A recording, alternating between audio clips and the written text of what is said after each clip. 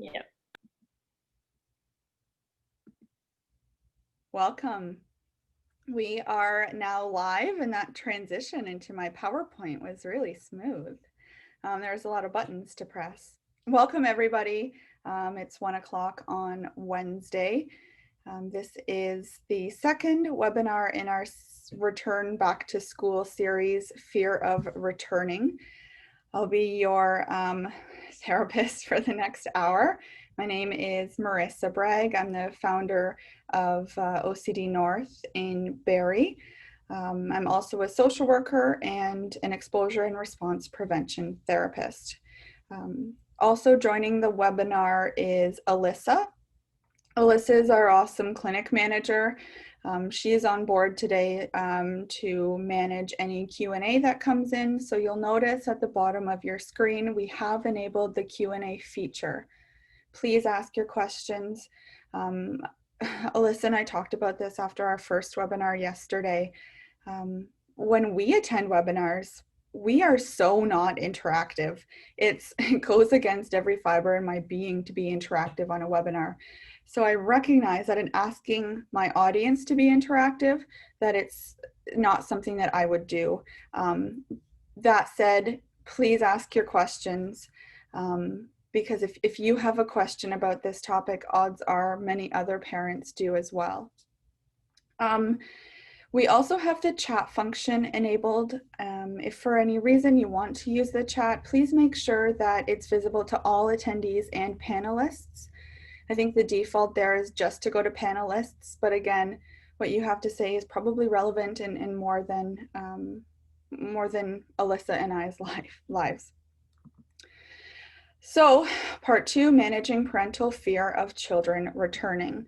You're going to see me look over to my right. I've got slides on my iPad as well. This is a really important topic to me, so I want to make sure I don't miss anything. The way we've structured this webinar series is to really handle the uncertainty and teach others how to handle the uncertainty of this really heavy topic. And the feedback we've been receiving at the clinic is such that parents don't know what to do about sending their kids back. Do we send them back to public school? Do we put them in private school? Do we host like a cohorting group of homeschoolers? Do we not send them back at all? So the purpose of part 2, managing parental fear, could also be managing parental uncertainty of children returning. So in this context, I'm really gearing the webinar to teach you the factors to consider when making this really important decision. And it's not about what we're reading in the media. We really take a hard look into the family dynamics, the child's individual needs, and the school's independent variables. We go through all of that today so that you can make an informed decision that's right for your child and your family. Lastly, part 3 is for teachers, support staff, and administrators. Again, returning to school isn't just for kids this year. Teachers are experiencing fear and anxiety. Children are experiencing fear and anxiety. If you missed yesterday's webinar, we've posted it on our website, and there's resources at the end of that webinar if you're interested. Okay, so again, Merrisa, I just want to let you know that your slideshow isn't showing for us. Oh. As of yet. Okay, thank you. Oh, I guess I should share my screen. Yeah, that should do it. Here we go. Better? Yes, that did it. Awesome. Okay, there we go. So here we go. This is what I've been seeing, and obviously you haven't been. Just backtracking here. We're on part 2. Part 3 is tomorrow, same time, same channel, same place. Thanks, Alyssa. That's a button I forgot to click. I knew something went way too smoothly. So by the end of this webinar, you'll know what school, family, individual, and epidemiological factors to consider in deciding to send your children back to class or not. Again, we're talking about, there's all sorts of media out there about epidemiological factors. We go above and beyond that today and really dive into that uncertainty piece. We're also going to teach you how to speak with teachers in a way that, you know, teachers are also experiencing fear and uncertainty. So we talk about how to handle that today as well. Ta-da! Uncertainty ahead. I'm trying here to provide as much unbiased advice as possible. So what you're going to see, I'm hoping it helps with the uncertainty. It might just flood you with information. I'm interested to hear your thoughts about this after the webinar. Yeah. So here's a confusing statistic, for example. 1 in 3 parents report their child's mental health has deteriorated from being home from school. We're going to talk about this when we go into the considerations and the child's individual needs, because your child's mental health through the pandemic should be a factor when considering to send them back to school or not.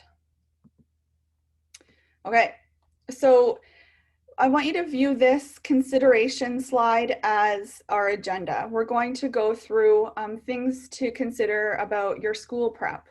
Not your school prep, the school's school prep. The family dynamics to consider when deciding to send your kid back or not, as well as the child's individual needs, and again, epidemiology. School preparedness.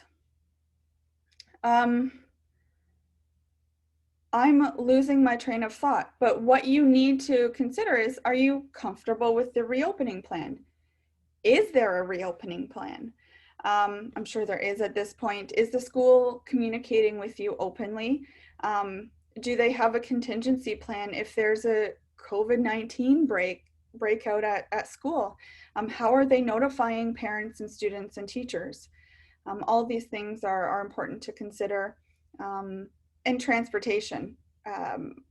How is your child getting to school? If it's a bus, are there safety precautions on the bus? Is there social distancing on the bus? Mask use, of course, but what about, you know, tracking? What's going on with respect to how kids are getting to school? And again, if your child isn't taking a bus, are you considering carpooling? Are you just dropping off a child to one school? How are your measures for safety being taken into consideration here? Lastly, where do you turn to if you have questions? And we'll get into that once we talk about the teacher role and how to talk to the teachers. But if you have questions about the reopening plan, or if you have questions about how your student will do in school, are you confident in your school's ability to answer those questions? Do they get back to you right away? Is there a point person where you can direct your questions? Okay. Things to consider in terms of family dynamics. Is virtual learning feasible? Our kids have been off since March. We've been working from a large part of us, if we're not essential workers, have been working from home. That is likely becoming less and less feasible as the pandemic continues. And, you know, if we have kids at home, we're probably dying to go back to work to a certain degree.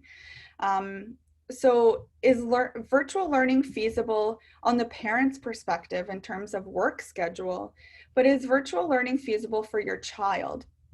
You have a really great pilot project under your belt now from March until June. How did your child do? Where were there areas of strength and areas of opportunity? And if virtual learning is a possibility, we have to look at all of those.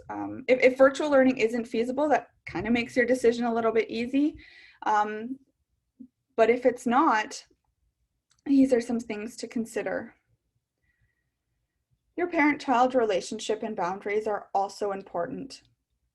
How is your relationship with your child when discussing school assignments, homework, friendships, peer relationships, social interactions at school? Has this changed at all because of the pandemic? And by that I mean, has the way you interacted with your child shifted over the last few months because of COVID-19? So in some cases, what I'm seeing is that the parent-child conflict has increased because kids are learning from home. Mom and dad are over their shoulder monitoring more. Is that something that you're experiencing, or has it had the opposite effect, and has it brought you guys closer together as a parent and child? And that should really impact your decision-making process as well. Boundaries are important. If you decide to go either virtual or back to school or anywhere in between, particularly I find with my teenage stepchildren, boundaries are important about when we're talking about school. And so setting boundaries about when we're talking about assignments, when we're talking about school, when we're talking about what's next, and if they got their homework done on time. And usually for my family, that's around the dinner table. That's our opportunity to talk about our day and school. And then when dinner's done, that's it. We don't talk about it anymore. Everybody has their action plan. And then we're factoring in relaxation periods to really foster that parent-child relationship. So we're doing things that the kids really enjoy, what they want to do. And frankly, sometimes kiddos are doing something different that they find relaxing, and probably Fortnite. And our adults, parents are doing something different, and that's okay too. Set those boundaries.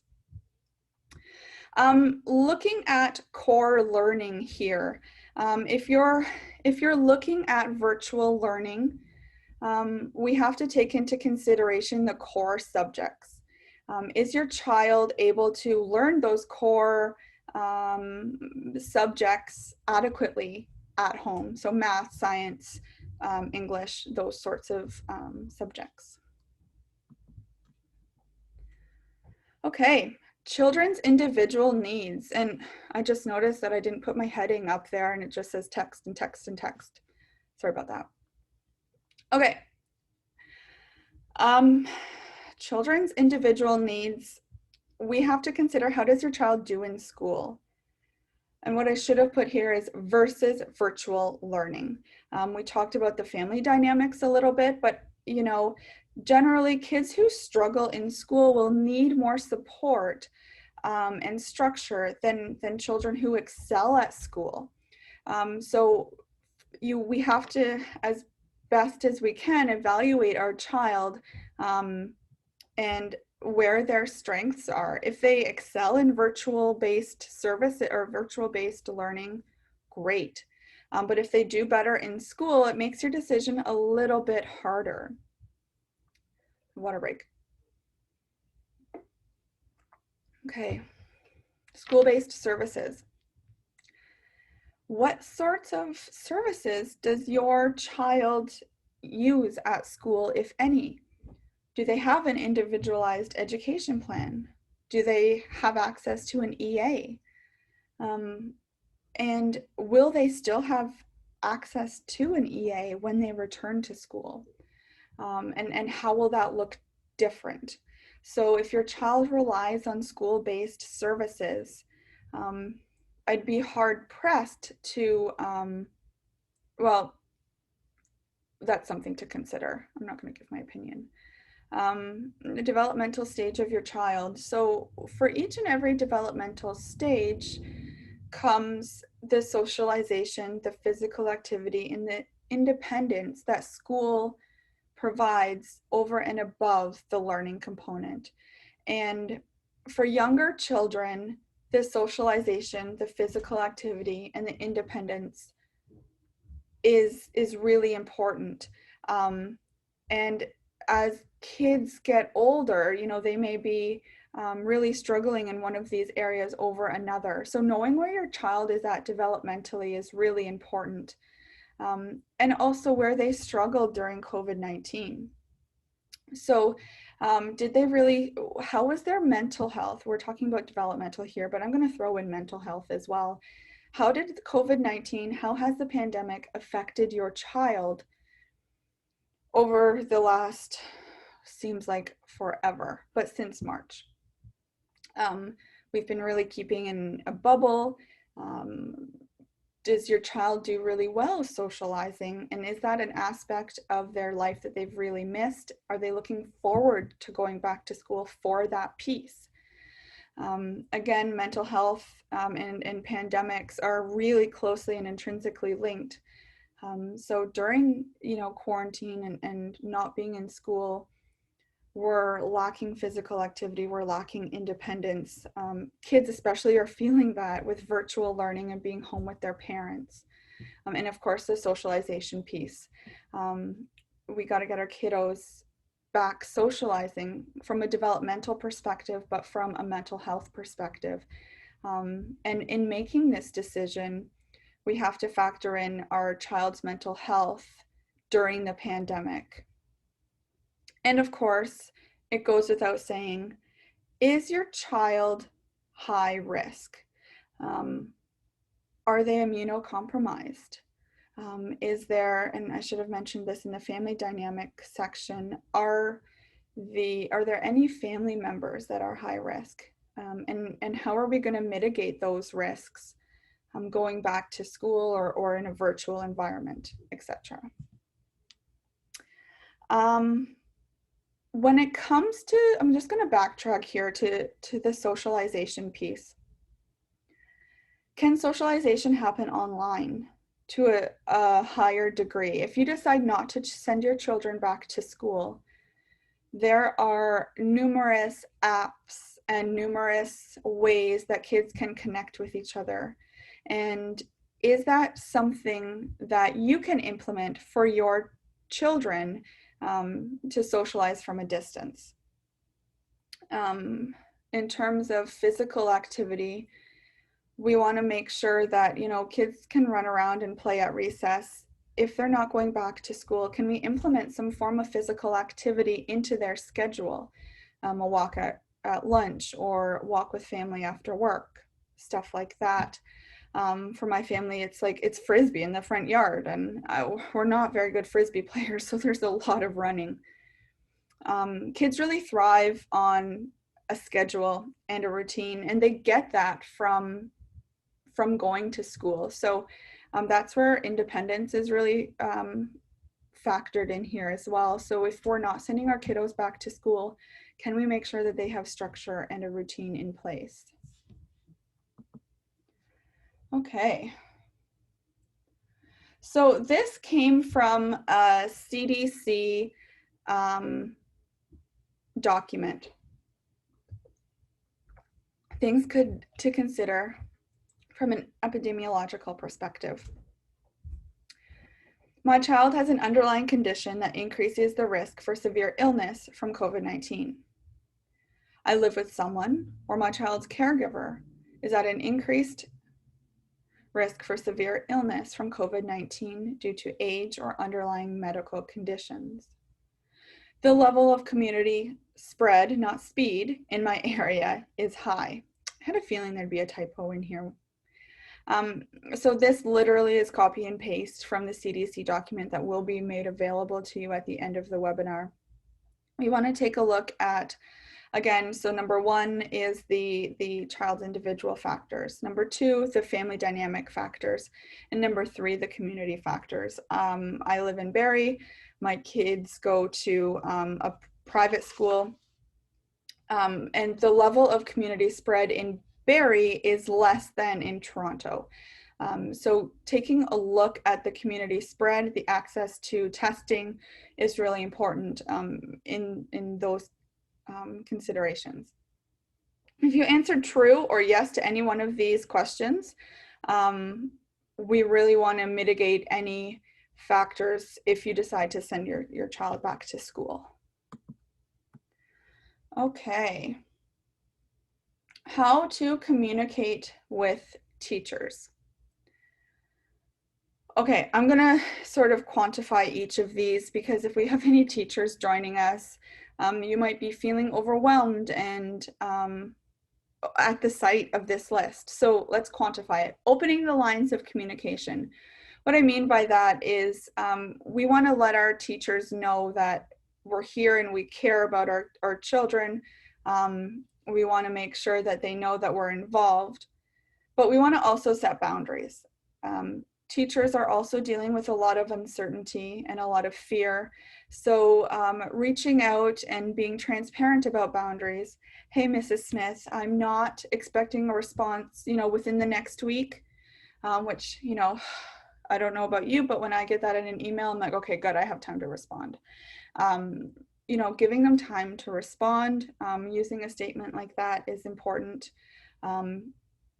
And saying, I know that there's a lot of uncertainty here, but this is what I'm looking for. Can you tell me about what my child will be doing in class every day? Can you break down the schedule? Can you tell me what assignments will look like?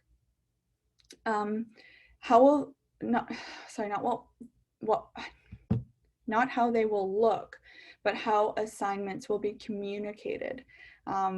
So both in person and virtual, how will my kid know about the assignments? If parents know about assignments ahead of time, they can help their children prepare. Asking for a schedule is really, if you missed my webinar yesterday, asking for a schedule is really important in terms of helping your child get comfortable and anticipate what's coming, knowing what's next. So in terms of exposure, if we quote unquote expose our children to the daily schedule and get them used to it, going back to school the first day hopefully won't be as daunting. Expectations. So we want to really talk to teachers about expectations with respect to how progress will be measured, and how it will be different from other years, and if it will be different from other years. We know that from March to June, not a whole lot was evaluated, and because it's basically impossible.